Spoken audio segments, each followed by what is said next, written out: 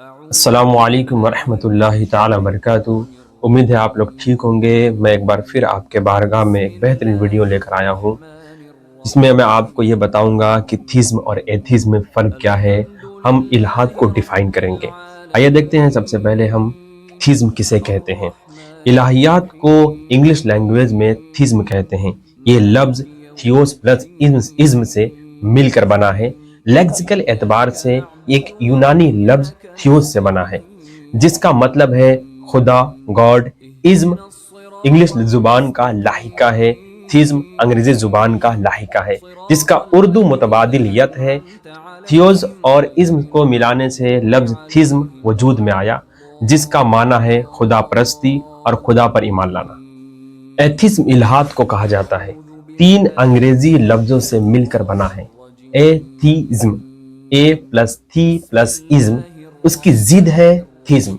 उसके माना है खुदा परस्ती, ये अकीदा रखना कि हर चीज खुदा पर मुनहसिर है और उसकी जात से अलग है, यानी वो चीज खुदा नहीं है।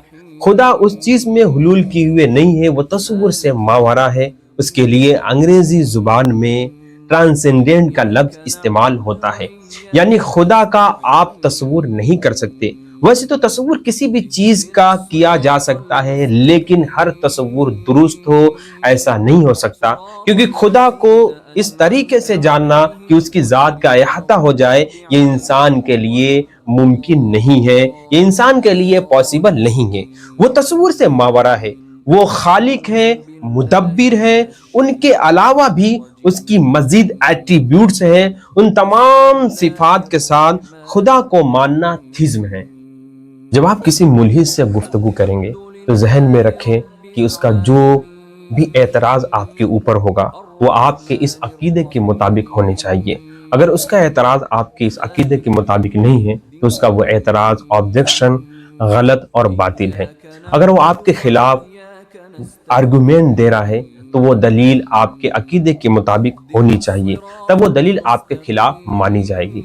ये बात इसलिए मेंशन की गई है कि बहुत से लोग ये कहते हैं कि अगर खुदा रहमान और रहीम और कादिर मुतलक है, अलमाइटी है, हर चीज पर उसकी कुदरत है, तो फिर दुनिया के अंदर बुराई क्यों फैली हुई है।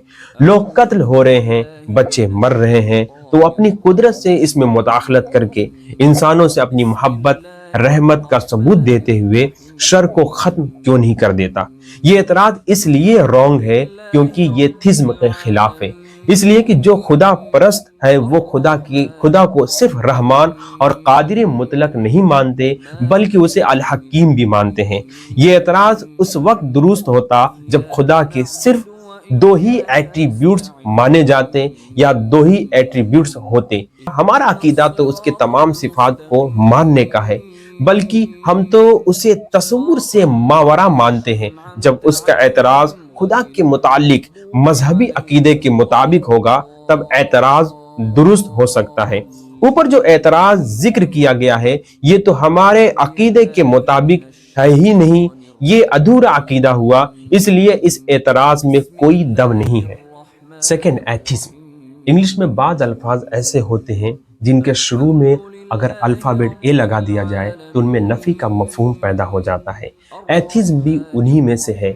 ये दर हकीकत एथिज्म है। जब एक को थिज्म के साथ मिलाया जाता है तो एथिज्म बन जाता है और उसमें थिज्म की नफी पैदा हो जाती है। वह या एथिज्म के लोगवी माना, लेक्सिकल माना थिज्म का इनकार है। एथिज्म थिज्म का इनकार है, यानी जहां थिज्म एब्सोल्यूट रियलिटी या खुदा के इकरार का नाम है तो एथिज्म या खुदा के इनकार का नाम है। एथिज्म की हामिलीन को मुल्हिदीन, एथिस्ट या नॉन बिलीवर कहा जाता है। एथिज्म के मुतरादिफ में डिसबिलीव और इर्रिलीजन मुस्तामल है। एथिज्म का उर्दू तर्जमा इल्हाद, लामजहबियत, लादीनियत किया जाता है। मुफक्किरीन इल्हाद के मुख्तलिफ तारीफात पेश करते हैं। इल्हाद के एक बड़े डॉक्टर, एक बड़े फलसफी गुजरे हैं जिनका नाम है डॉक्टर जोलिन बागिनी। वो लिखते हैं atheism is the believe that there is no god and और गॉड्स। और एक और बड़े डॉक्टर हैं इल्हाद के, मुल्हीद डॉक्टर पॉल लिखते हैं, the most truthful definition of atheism is a negative one. An atheist does not believe in the God that theism favor. कि इल्हाद की सबसे समार आवर तारीफ ये है कि एक मुल्हिद उस खुदा को नहीं मानता जिस खुदा का तसव्वुर अहले मजहब पेश करते हैं। अरबिक लैंग्वेज में इल्हाद लफ्ज लहज से निकला है, जिसके माना ऐसी कब्र जिसमें दर्ज बनाई जाती है। अरबिक लैंग्वेज में भी उसका मतलब अपनी जगह से हटा हुआ होना, राह रास्त से हटा हुआ होना और इन्हिराफ है। मुल्हिद से मुराद वो लोग हैं जो किसी खुदा को नहीं मानते,